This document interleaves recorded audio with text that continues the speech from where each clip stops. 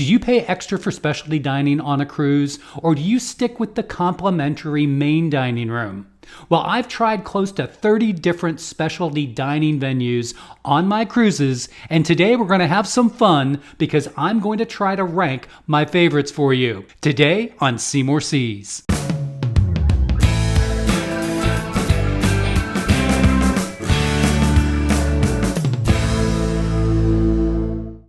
Can you believe it? I've been on almost 40 cruises now, and I absolutely love specialty dining when I cruise. I normally pay extra for at least one or two specialty dining venues during my cruise. I really enjoy the upgraded levels of service as well as the upgraded cuisine.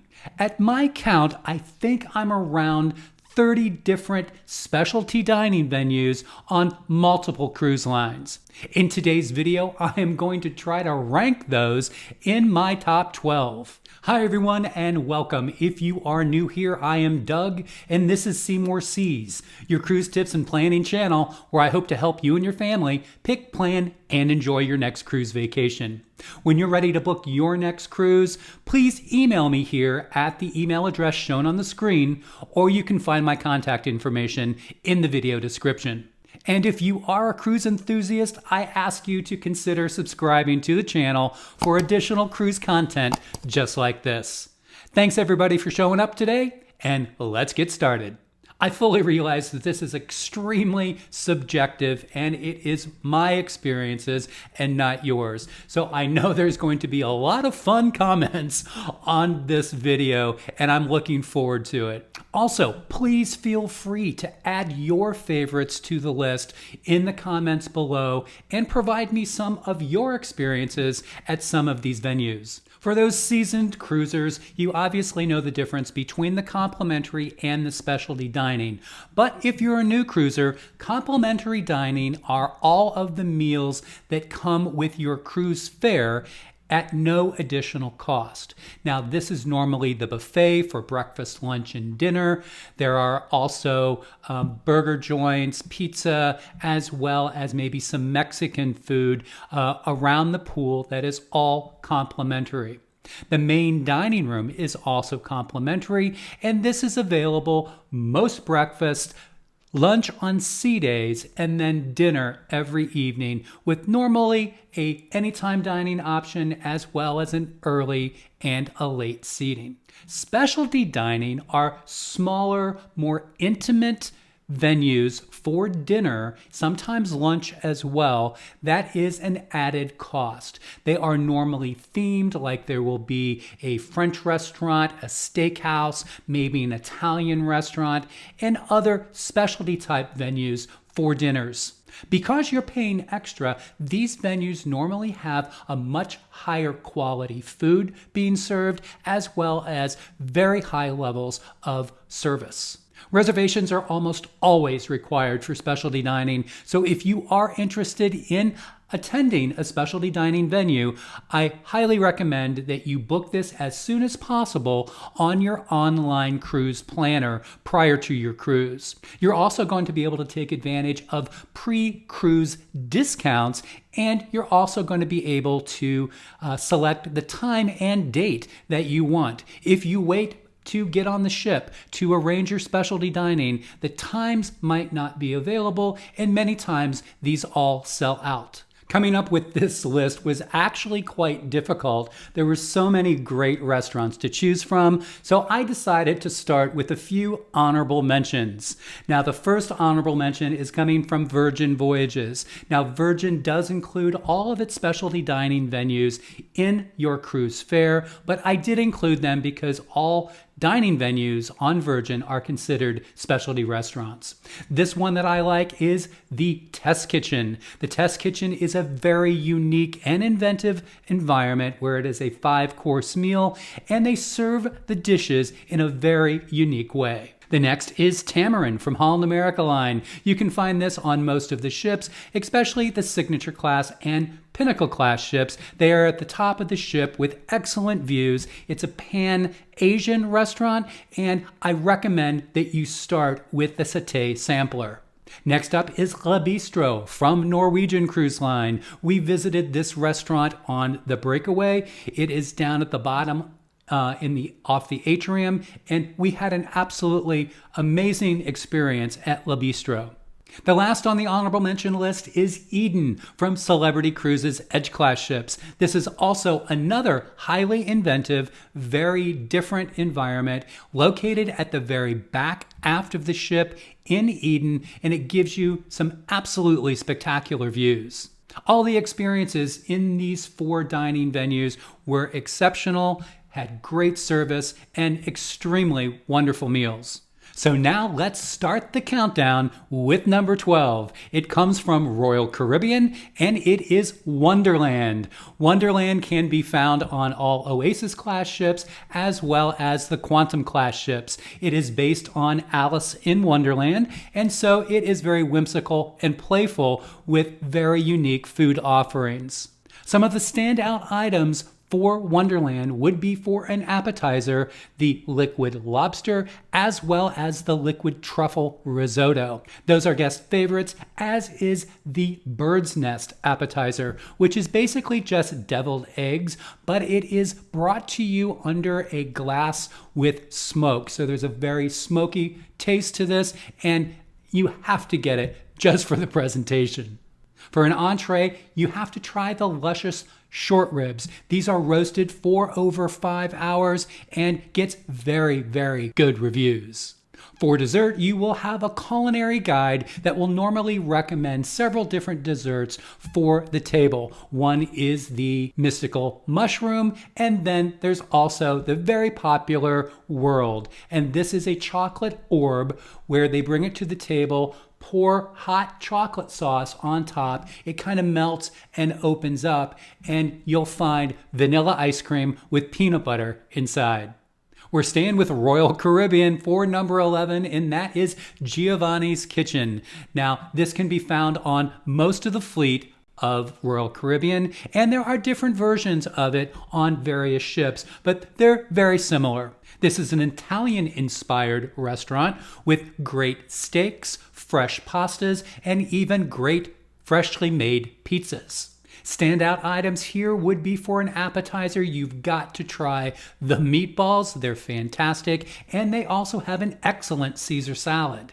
I actually also had one of the best risotto dishes that I've ever had at sea. The filet mignon and the steaks are quite good. However, they are known for their ossobuco as well as for their pastas, such as lasagna.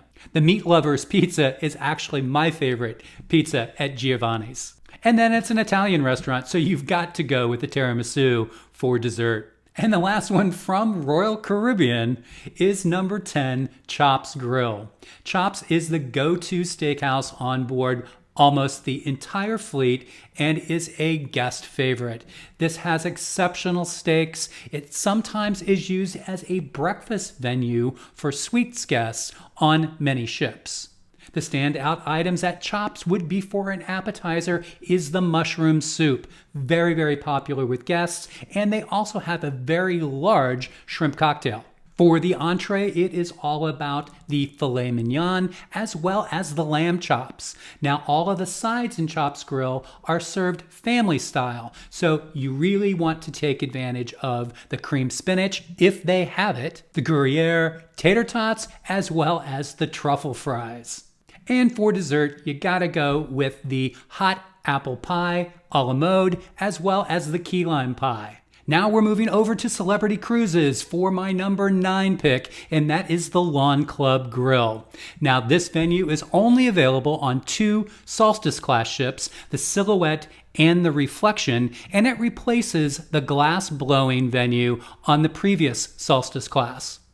This is located at the top of the ship on the Lawn Club, and it is an outside venue where you'll have alfresco dining. This is primarily a steakhouse with grilled steaks as well as grilled seafood. The standout items here is for the appetizers are various flatbreads. These are quite large, so make sure that you don't fill up on the flatbreads. There's also a salad bar where you can go up and make your own salad creation. The bone-in ribeye is by far the best choice for steaks, and then I would normally accompany that with a grilled seafood skewer of scallops and shrimp. For dessert, there is really only one choice, and that is the quite large, warm chocolate chip cookie. You'll see almost everyone choosing this for the dessert. For number 8, we are moving back over to Norwegian and Cagney Steakhouse. Cagney's is located on almost all Norwegian ships, and it is their go-to steakhouse. It is mostly a casual environment, but this can also be a great choice for a special occasion. The guest's favorite and standout items at Cagney's would be for an appetizer, the potato soup, as well as their very, very good wedge salad. For an entree, the ribeye is always a great choice, but they also have an excellent filet mignon. For dessert, you might want to try the fudge brownie or the raspberry creme brulee. Virgin Voyages brings us number 7, which is Extra Virgin. This is their Italian restaurant on board. They are known for their steaks as well as their fresh pastas. The high quality of food here, as well as the exceptional service, made this restaurant stand out to us when we sailed Virgin. Some of the recommended items here would be for an appetizer are the meatballs. They are very, very good. Some of the best I've had at sea. There's also a great antipasta tray, charcuterie board type appetizer that was excellent. And the steak at Extra Virgin was done perfectly, and it was an exceptional entree item. They have exceptional pasta dishes, as well as for dessert, there is a tableside gelato, as well as an olive oil chocolate cake. We're staying with Virgin Voyages for number 6, and that would be The Wake. The Wake is the premier steakhouse on board. It is open for both brunch, lunch, as well as dinner. And when we sailed our 8th night on Virgin Voyages, we actually ate at The Wake 4 of the 8 nights. For brunch, they have 3 different kinds of eggs Benedict, all fantastic, and they also have a very unique steak and eggs dish as well. There is a seafood tower and tray coming in both a small and large version, which can be purchased for an upcharge. We did this for brunch twice. The dinner standouts are the bread basket that they bring you. It is your own individual, freshly made bread. It is really fantastic. The shrimp cocktail as well as the clam chowder are standout appetizers. All of the steaks are very, very good. The filet mignon I liked personally the best. John, however, did upgrade for an additional charge and got the tableside tomahawk. It looked outstanding, and I loved the way it was served. And the consensus with the other guests that we got to know during the cruise is that the Meyer lemon cheesecake is the go-to dessert at the Wake. Number 5 on the countdown is going to be Pinnacle Grill from Holland America Line. We've eaten at Pinnacle Grill on a number of Holland America ships, and it is an extremely consistent experience and a very, very good meal. Pinnacle Grill is also open for lunch on sea days, and I highly recommend you order the Cioppino for lunch at Pinnacle Grill. Some of the standout items at Pinnacle Grill for dinner would be for the appetizer is the clothesline candied bacon. It is served very, very uniquely, and it's very popular with guests. We tend to favor the carpaccio at Pinnacle Grill for an appetizer. We kind of have a tie for our favorite entree at Pinnacle Grill. Of course, the go-to ribeye as well as the lamb chops are both exceptional. You may also want to try the seafood at Pinnacle Grill. They'll have great scallops, salmon, as well as halibut. And the go-to dessert on Holland America is, of course, the baked Alaska. Number 5 on the list might be a surprise to a lot of subscribers, and that is going to be Butcher's Cut from MSC. You know I'm not a big fan of the MSC food, but my 3 experiences in Butcher's Cut on MSC has been an exceptional experience each time, and the last time I was on for my solo cruise, it absolutely blew me away. The service was absolutely excellent and the food was superb. I had crab cakes as well as oysters Rockefeller for an appetizer. I got a large ribeye for my entree, and there are upcharge opportunities if you want to go for an even larger tomahawk steak. And then finishing off this meal was a New York cheesecake, which was fantastic. It was an excellent experience and was the highlight of that cruise. Moving to number 3 on the list now is Murano from Celebrity Cruises. Murano is the premier restaurant on all Solstice class ships, and we have dined at Murano on each of these ships, sometimes multiple times. Murano was actually one of my first specialty restaurant experiences, and it set the bar pretty high. This is a French-inspired restaurant. It is the high-level restaurant on board, and it is normally very difficult to get in there on formal nights or for special occasions. Some dishes are made tableside, and it is a really intimate, high-service environment. Some of the standout items for appetizers from Murano are things like the lobster bisque, the warm goat cheese appetizer, the wild mushroom soup, as well as the pork belly. For an entree, the Chateaubriand for 2 is prepared tableside, and it is quite an experience. The lobster Murano is also a tableside dish, and that is a very fun experience. They also often throw in a palate cleansing course between the appetizer and the entree, such as a cheese plate. You also want to make sure that you split the desserts, the both chocolate as well as Grand Marnier soufflés. They bring it to the table, poke a little hole in the top, and then pour either dark chocolate or the Grand Marnier cream sauce inside the souffle, and they are both pretty phenomenal. Well, it's probably no surprise that we're sticking with celebrity for number 2, and that is going to be the Tuscan Grille. I really enjoy this casual steakhouse on all Celebrity Millennium class as well as Solstice class ships. They have outstanding steaks and fresh pastas, and of course, the ribeye as well as the filet mignon are my go-to steaks at the Tuscan Grille. However, the appetizers are fantastic. I love the carpaccio, the meatballs, the fried calamari, and they've got one of the best charcuterie boards I've ever seen at sea. Along with the steaks, I also really enjoy the veal marsala as well as the branzino.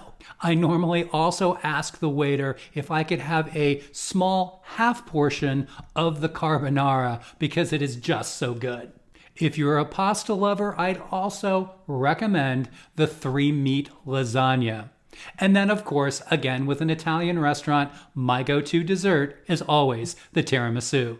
And now for my number 1 choice, and this was a very recent experience, and it goes to Rudi's Celle de Mer on Holland America Line. On the Pinnacle class ships, this venue is a standalone venue, and those would be on the Rotterdam, the New Statendam, and the Koningsdam. On the Signature class ships, New Amsterdam and Eurodam, this is going to be a pop-up experience handled in the Pinnacle Grill on one night of your cruise.